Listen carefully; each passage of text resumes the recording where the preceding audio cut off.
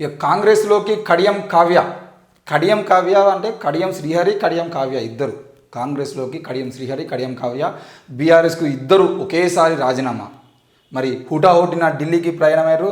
నేడు లాంఛనంగా కాంగ్రెస్ పార్టీలో జాయినింగ్, పోటీ నుంచి తప్పుకుంటున్నా అని చెప్పేసి అధినేత కేసీఆర్కు మన కడియం కావ్య నిన్న లెటర్ రాశారు. ఆమె రాసినటువంటి లెటర్లో ఆమె ఏం చెప్పింది అని అంటే, ఈ కాళేశ్వరం కానీ, లిక్కర్ స్కామ్ కానీ, లేదనంటే ఈ ఫోన్లో ట్యాపింగ్ కేసులు కానీ, 5,000 చెక్కులు పోవడం కానీ, ఇవన్నీ చూసేది ఉంటే ఇవన్నీ చెత్తను నేను నెత్తి మీద పెట్టుకొని పోయి మళ్ళా నేను బీఆర్ఎస్ ఎంపీ అభ్యర్థిని నాకు ఓటేయండి అని చెప్తే నోట్లల్లో ఉమ్ముతారు, ఇదంతా కుదరదు భయ్య అని చెప్పేసి కడియం కావ్య నేను ఎంపీ నుండి తప్పుకుంటున్నా అని చెప్పేసి ఒక రకంగా ఇంతటి అంటే ఎంపీ టికెట్ ఇచ్చిన తర్వాత నాకు టికెట్ వద్దు అని చెప్పేసి పార్టీకి రాజీనామా చేసి నాకు పదవి లేకున్నా పర్లేదు నేను పోతా అని చెప్పేసి పోయేటువంటి అభ్యర్థులు చాలా తక్కువ మంది, అసలు ఉండరు. మరి అట్లాంటి విషయంలో ఈరోజు కడియం కావ్య తీసుకున్న నిర్ణయము, మరి అదే వరంగల్ నుండి కాంగ్రెస్ అభ్యర్థిగా కడియం శ్రీహరి నిలబడే అవకాశం ఉంది. మరి వరంగల్, కరీంనగర్, ఖమ్మం ఇంకా సీట్లు కన్ఫర్మ్ చేయకపోవడం వల్ల ఈ కడియం శ్రీహరి కనుక కాంగ్రెస్ పార్టీలో చేరితే ఆయనకే టికెట్ ఇచ్చే అవకాశం ఉంది అనే విషయం అయితే తెలుస్తుంది. మరి కావ్యకు కూడా రానున్న రోజుల్లో తప్పకుండా ఒక గౌరవప్రదమైన పోస్ట్ ఇస్తారు.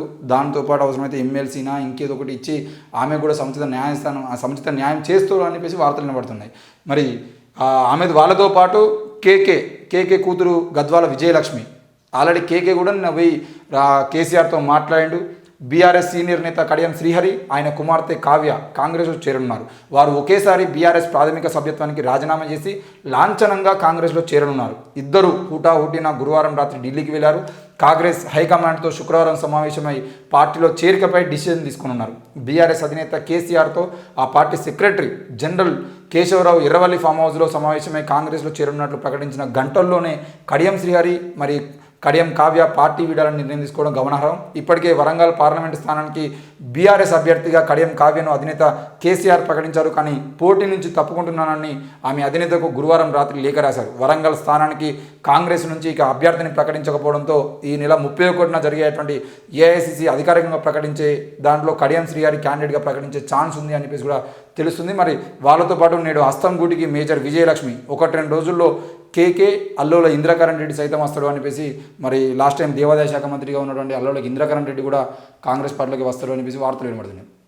అయితే ఇక్కడ ఒక విషయం ఏంటి అని అంటే, వీళ్ళందరూ టీడీపీ పార్టీకి సంబంధించిన వాళ్ళు. మరి కడియం శ్రీహరి అనే వ్యక్తి, రేవంత్ రెడ్డి, వీళ్ళందరూ టీడీపీ పార్టీలో చంద్రబాబు నాయుడు దగ్గర ట్రైన్డ్ అయినటువంటి వ్యక్తులు. వీళ్ళు తప్పకుండా మరి టీడీపీ వాళ్ళందరూ మళ్ళీ ఒక్కటవుతారు.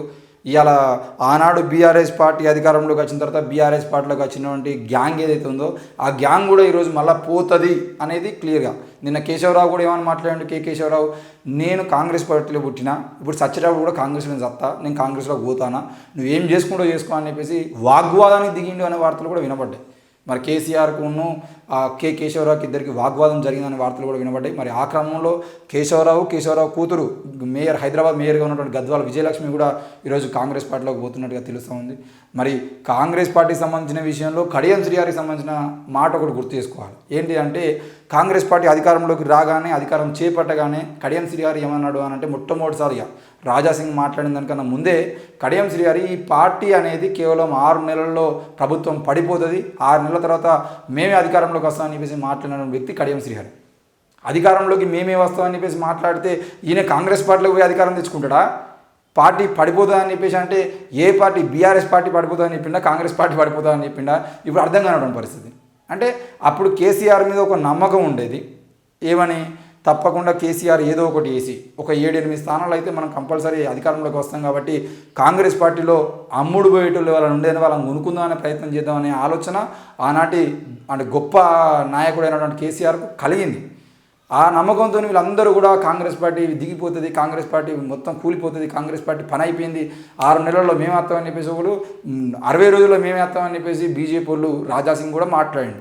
ఇవన్నీ ఎందుకు జరిగినాయంటే, కాంగ్రెస్ పార్టీకి ఒక 6 నుండి 7 మంది ఎమ్మెల్యేలు కొనుక్కుంటే బీజేపీ ఎంఐఎంతో కలుపుకొని బీఆర్ఎస్ మళ్ళీ అధికారంలోకి రావచ్చు. ఒకవేళ బీజేపీ ఒక 10 మంది ఎమ్మెల్యేలను కొనుగోలు చేసేటువంటి ప్రయత్నం చేసి ఒక 100 కోట్ల రూపాయలతో 200 కోట్లతోనో అలాంటి బీజేపీ ఎమ్మెల్యేలను కొనుగోలు చేయడానికి సంబంధించిన కేసు కూడా ఉన్నది, వాళ్ళకు అనుభవం. ఇక్కడ కాదు, దేశవ్యాప్తంగా 10-11 రాష్ట్రాలలో కాంగ్రెస్ పార్టీ అంటే బీజేపీ పార్టీ అధికారంలోకి వచ్చిందే అధికారంలో ఉన్నటువంటి పార్టీలను కొనుగోలు చేసుకుంది.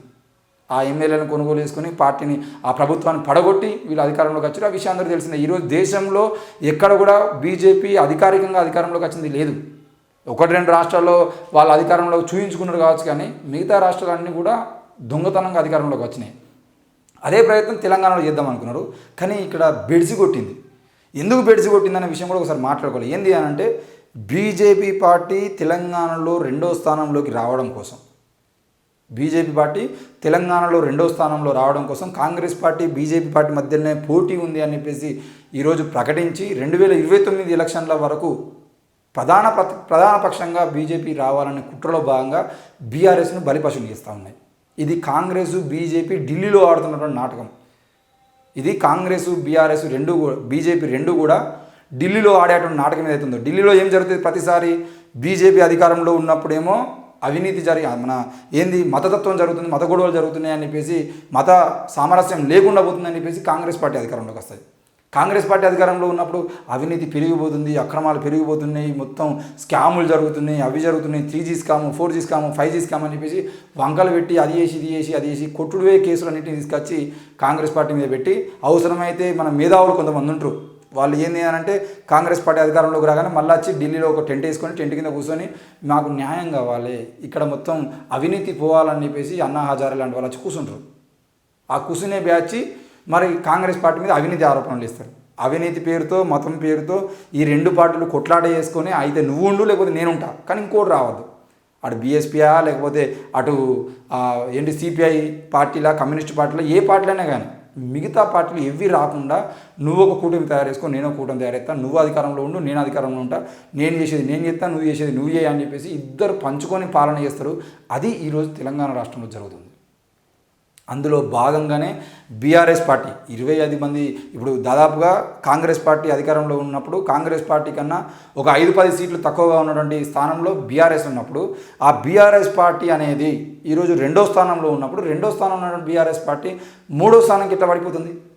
అసలు ఇంకా కొన్ని రోజులైతే లిక్కర్ స్కామ్లో కవిత జైలుకి పోయింది, కాళేశ్వరం ప్రాజెక్టులో కేసీఆర్ను పంపించే ప్రయత్నం జరుగుతుంది, మన కేటీఆర్నేమో ఫోన్ ట్యాపింగ్ కేసులో పంపించే ప్రయత్నం జరుగుతుంది, ఎర్రబెల్లి దయాకర్ను పంపించే ప్రయత్నం జరుగుతుంది. దాంతోపాటు హరీష్ రావును 5,000 చెక్కులకు సంబంధించిన విషయంలో ఈయనను జైలుకి పంపించడం ప్రయత్నం చేస్తున్నాడు. ఇట్లా ఒక్కొక్క ప్రయత్నం ఏదైతుందో వీటన్నిటిని కలిపి రానున్న రోజుల్లో కాంగ్రెస్ పార్టీ అనేది బీజేపీతో కుమ్మక్కైపోయి బీఆర్ఎస్ మొత్తం భూస్థాపితం చేసి ప్రధాన ప్రతిపక్షంగా బీజేపీని నిలబెట్టి బీజేపీకి ఇక్కడ మళ్ళీ ఛాన్స్ ఇచ్చడం ప్రయత్నం జరుగుతుంది.